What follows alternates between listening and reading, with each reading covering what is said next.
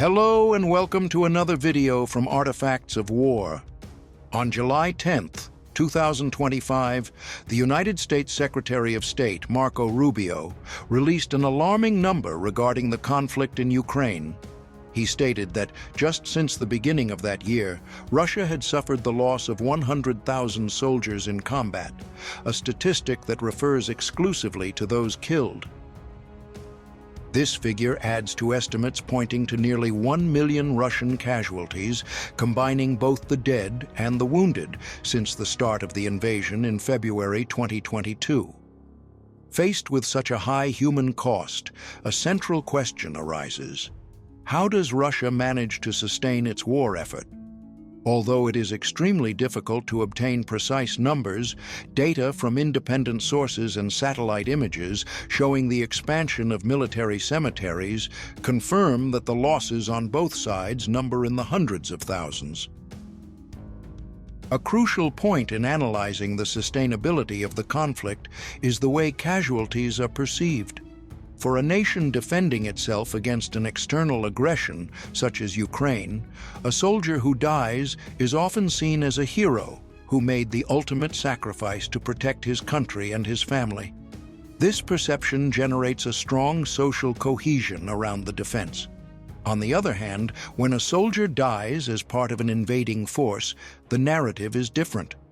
The death may be interpreted as a life lost in service of a political leader's expansionist ambitions and not for a national cause. Therefore, even though Ukraine also faces devastating losses, the motivation of its fighters creates an internal resilience that is distinct from the Russian situation.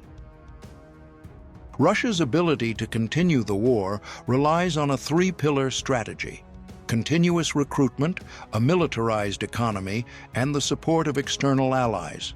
To fill its ranks, the Russian government employs a multifaceted approach. It offers salaries well above the national average to attract volunteers, focusing on economically disadvantaged regions and ethnic minorities. Simultaneously, it continues the practice of recruiting in prisons, promising pardons in exchange for military service. This is complemented by reinforcements from allied nations, such as North Korea, and by the fact that the country's large population of 144 million inhabitants allows it to absorb a level of losses that would be unsustainable for smaller nations. The second pillar is the complete reorientation of the economy. More than 40% of Russia's annual budget is allocated to military and internal security expenses. This drives an artificial economic growth, but it brings severe consequences such as increased inflation and labor shortages in civilian sectors. The poorest and non-industrialized regions are doubly affected, as they supply the majority of soldiers while also suffering more from the impacts of the economic crisis. Finally, Russia depends on support from allies such as China, Iran, and North Korea, who provide technology, ammunition, drones, and even soldiers. Internally, the war effort is sustained by massive state propaganda, which describes the invasion as an existential struggle, and by a strong repression of any form of dissent. The consequences of the war go far beyond the battlefield.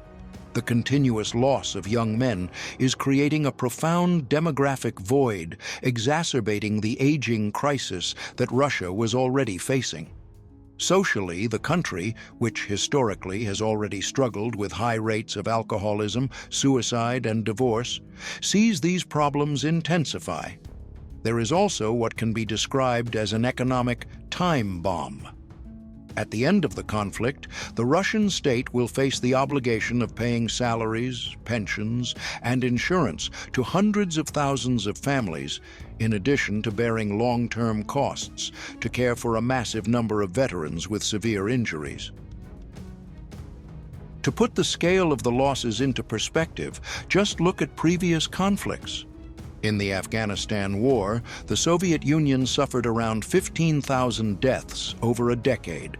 Based on the numbers presented by Rubio, Russia loses that many every 3 weeks in Ukraine. The United States lost 58,000 soldiers in nearly a decade of direct involvement in Vietnam. Russia reaches that mark every 3 months. In modern times, only World War I and World War II were deadlier for Russia. However, the circumstances were completely different. These were defensive wars fought with a larger population and with the crucial support of international allies. The war in Ukraine, by contrast, is an aggressive conflict with limited external support and one that demands enormous investment in propaganda and financial incentives to maintain mobilization from the regime. The question that remains is how long this structure can be sustained. Marco Rubio's statement not only quantifies a human tragedy, but also raises doubts about the future stability of a country that is staking its economy, its demographics, and its future on a war of attrition. Again, these things are best negotiated. I don't want to in private, and that's how these things generally work. There were some ideas exchanged today, some viewpoints that they expressed to us that I'll take back to the president for his consideration, and hopefully it will lead to something. I don't want to overpromise. I mean, again, as I said, this is a conflict that's been going on now for over 3 years, and as has already been pointed out by one of the questions here, we've seen an acceleration of attacks. I think it's probably the largest drone attack in a city close to the Polish border, actually, so it's a pretty deep strike.